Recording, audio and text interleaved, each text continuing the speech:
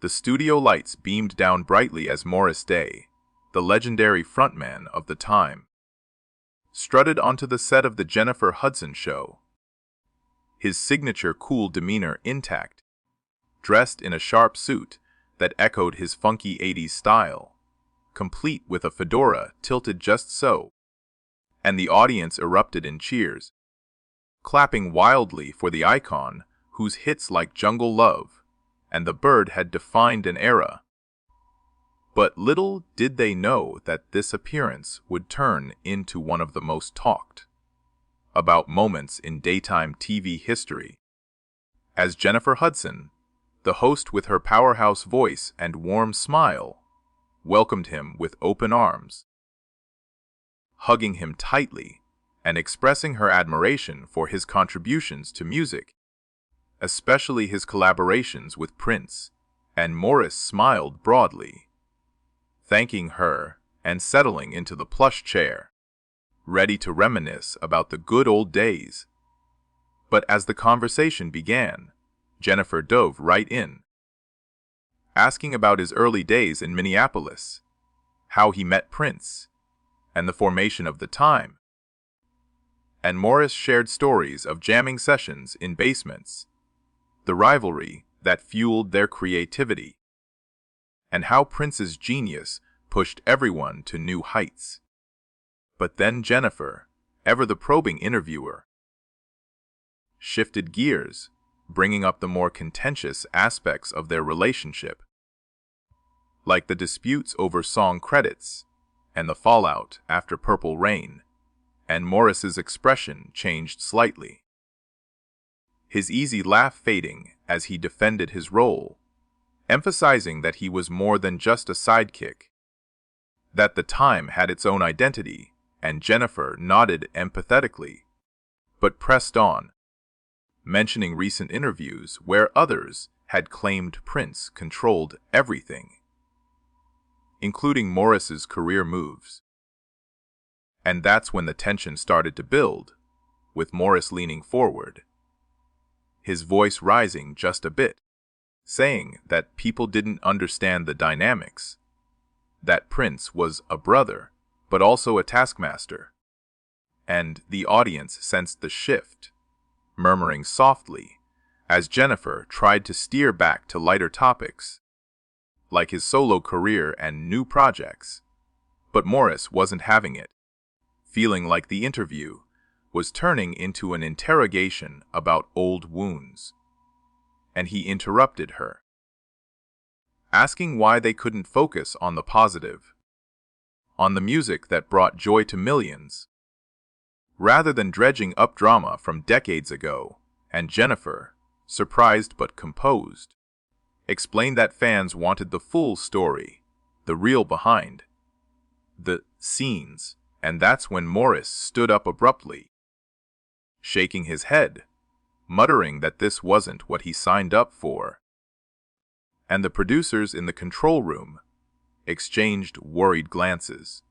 as the live feed captured every moment, and Jennifer reached out, trying to calm him, saying they could change the subject. But Morris, his pride wounded, declared that he was done, that he wouldn't be disrespected like this, and he stormed off the set, leaving Jennifer stunned and the audience gasping in shock as the camera panned to her face, a mix of confusion and concern, and she quickly went to a commercial break, apologizing to viewers. But the damage was done, and social media exploded immediately after, with clips of the exchange going viral, fans debating whether Morris overreacted or if Jennifer pushed too far, and pundits analyzing the legacy of Prince's influence on those around him, sparking conversations about artist autonomy and the price of fame. And in the aftermath, Morris took to his own platforms to explain his side, saying he felt ambushed, while Jennifer's team issued a statement wishing him well. But the incident became a cautionary tale for talk shows everywhere, reminding hosts and guests alike that old rivalries can still ignite fireworks. And as the dust settled, Morris continued his tour, proving that his star still shone bright, undimmed by a momentary clash. Rewinding to the moments before the chaos, Morris Day had arrived at the studio with high spirits, chatting amiably with the crew, signing autographs for fans outside, and even humming a few bars of Cool, as he prepared for what he thought would be a fun, nostalgic chat with Jennifer Hudson, whom he respected as a fellow artist who had risen from American Idol fame to Oscar-winning status, and once on set, the initial vibe was electric, with Jennifer gushing over his timeless style, and how his music influenced her own, and they shared laughs about fashion fox pass from the 80s, Morris joking about his high-heeled boots and pompadours, and Jennifer recounting her early inspirations from R&B legends like him. But as the interview progressed, Jennifer, drawing from her research, brought up Morris's memoir, Last Night a DJ Saved My Life, or whatever his book might be called. Actually, it's on time, A Princely Life in Funk. And she quoted passages about the complex friendship with Prince, how it was both inspiring and challenging. And Morris nodded, acknowledging the ups and downs. But when Jennifer asked about specific incidents, like the time Prince allegedly fired, the time only to rehire them, or the legal battles over the band name after Prince's death, Morris's tone sharpened, defending that Prince's estate had been unfair, that he had to fight for his right to perform as Morris Day, and the time, and he accused the questions of being biased towards Prince's narrative, which had dominated the media for years. And Jennifer, trying to balance the discussion, shared her own experiences with mentorship in the industry, how it's not always smooth. But Morris interrupted again, raising his voice, saying that she couldn't possibly understand the depth of it, that Prince was like family, but also a controller who micromanaged every aspect, from choreography to lyrics, and the audience fell silent, sensing the raw emotion as Jennifer attempted to de-escalate, suggesting they talk about his current music instead. But Morris, feeling cornered, slammed his hand on the armrest lightly, exclaiming that this was typical, that people always wanted the dirt on Prince rather than celebrating the time's achievements, like their induction into the Minnesota Music Hall of Fame or his solo hits. And that's when he decided enough was enough, standing up and removing his mic pack, tossing it gently on the chair, and walking off stage amid whispers from the crowd. And Jennifer, professional as ever, addressed the camera directly, saying they'd be right back after sorting things out. But behind the scenes, producers scrambled, debating whether to cut the segment or air it as is, ultimately choosing to show the authenticity of the moment. And post-show, the clip was uploaded to the official channel, amassing millions of views, with commenters divided. Some siding with Morris for standing his ground, others criticizing him for being too sensitive. And Jennifer later reflected in an interview that it was a learning experience, emphasizing respect for guests' boundaries, while Morris, in a follow-up post, clarified that he held no ill will but felt the need to protect his story. And the event sparked broader discussions in entertainment circles about how to handle sensitive topics in live interviews, with experts weighing in on the psychology of celebrity feuds and the enduring shadow of icons like Prince. ensuring that this fiery exchange would be remembered not just as a scandal, but as a pivotal moment highlighting the human side of music legends. Delving deeper into the exchange itself, the turning point came when Jennifer Hudson, with her genuine curiosity, asked Morris Day about the rumored tensions during the making of Purple Rain, where his character was the antagonist to Prince's The Kid, and how that mirrored real-life rivalries. And Morris, initially playful, described the fun on set, the dance battles and improvisations. But then Jennifer mentioned accounts from other band members, suggesting Prince favored his own vision over collaborations. And that's when Morris's face hardened, his voice booming as he countered that those stories were exaggerated. That Prince was a visionary, but not a tyrant, yet in the same breath admitting there were power struggles, like over songwriting credits for tracks like 777 9311, which he claimed to have contributed significantly to. And Jennifer, sensing the passion, tried to empathize, sharing how she navigated similar dynamics in her career. But Morris waved it off, saying her experiences were different. That the Minneapolis sound was a unique pressure cooker. And the argument escalated as he accused the show of sensationalism, of inviting him under the pretense of celebration only to dig into controversies. And Jennifer defended her approach, stating that honest conversations make for meaningful TV. But Morris wasn't buying it, standing up and pointing a finger, not aggressively but firmly, declaring that he wouldn't be part of a narrative that diminished his legacy. And as he headed for the exit, the audience buzzed with excitement and disbelief, some even cheering him on, while others booed lightly. And Jennifer, left alone on stage, composed herself quickly, transitioning to the next segment with grace. But the internet had already captured the raw footage via live streams, and memes proliferated, with edits of Morris's walk offset to his own songs, like Get It Up playing in the background. And analysts on entertainment shows dissected the body language, noting Morris's clenched jaw and Jennifer's widened eyes, speculating on whether it was staged for ratings or genuinely spontaneous. And in the days following,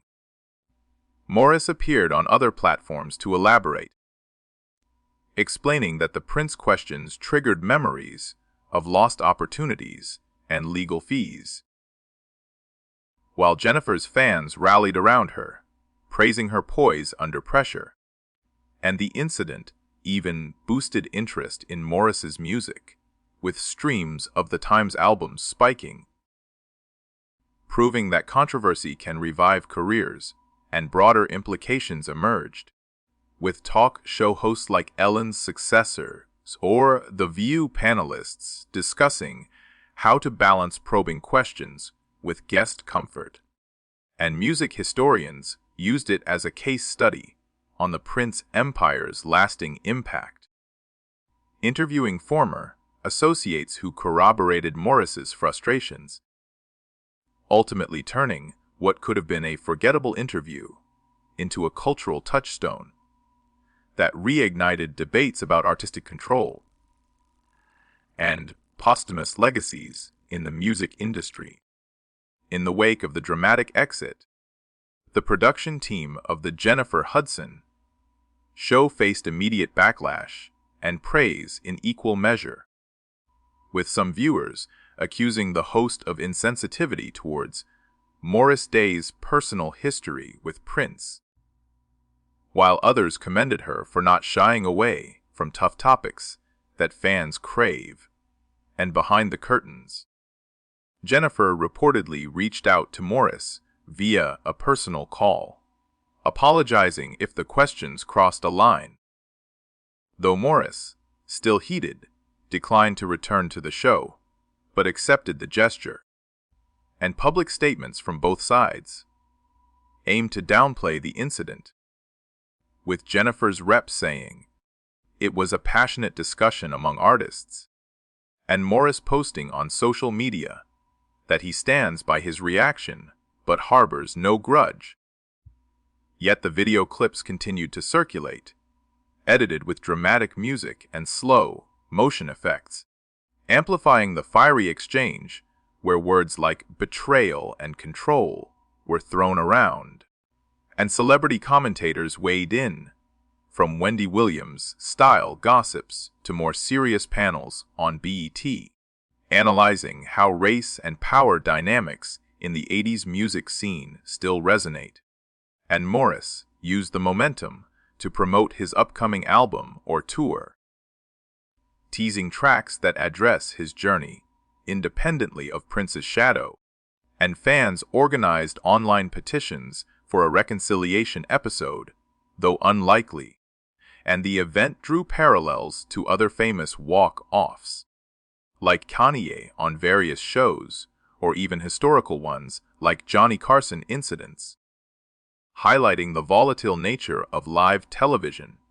where egos and emotions collide unpredictably. And Jennifer, in her next episode, subtly referenced the drama by emphasizing positive vibes, inviting guests who shared uplifting stories, but the ratings soared, proving that conflict drives viewership. And in-depth articles in Rolling Stone and Billboard delved into Morris's career arc, from Grand Central Band days with Prince to solo success and reunions, underscoring his resilience. And the exchange prompted reflections on mental health in the industry,